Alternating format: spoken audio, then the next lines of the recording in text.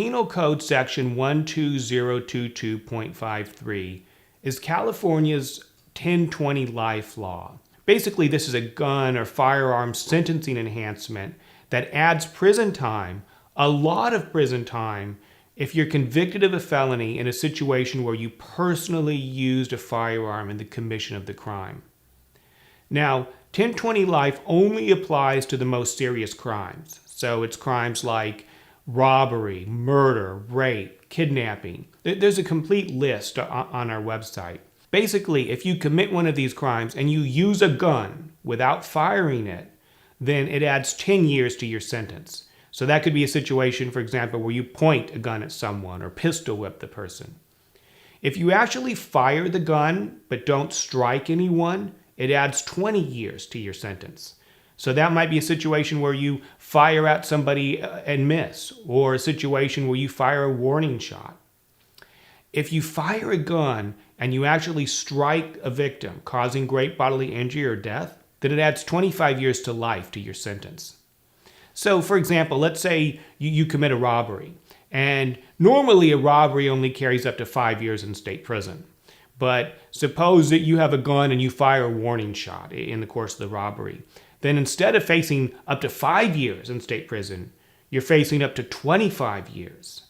You can see how this sentencing enhancement can dramatically increase the prison time if it's sustained. As a defense firm, we've represented numerous people over the years charged under 1020 life, and we've had a lot of success in helping them to defeat this enhancement.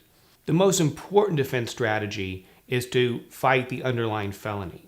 So in the robbery case, for example, if we can show that it was a case of misidentification and that you're not guilty of the underlying robbery, then the firearms enhancement goes away automatically.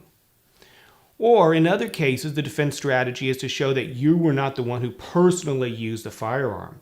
So, for example, you may have committed a carjacking with several accomplices, and maybe one of them takes out a gun and points it at a victim.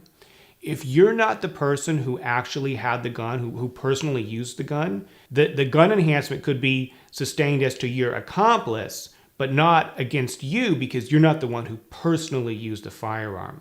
Now, there is one exception to that, and that is a situation where you commit a crime with fellow gang members.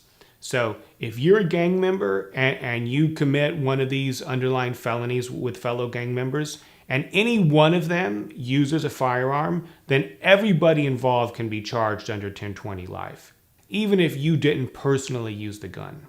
Regardless of the circumstances, if you or a loved one is charged with a crime and prosecutors have imposed this 1020 life, use a gun and you're done enhancement, then we invite you to call us at Shouse Law Group. Tell us the facts of the case. We'll investigate, we'll review it, and we'll see what we can do to get the charges reduced or dismissed and make sure that the gun enhancement is not sustained.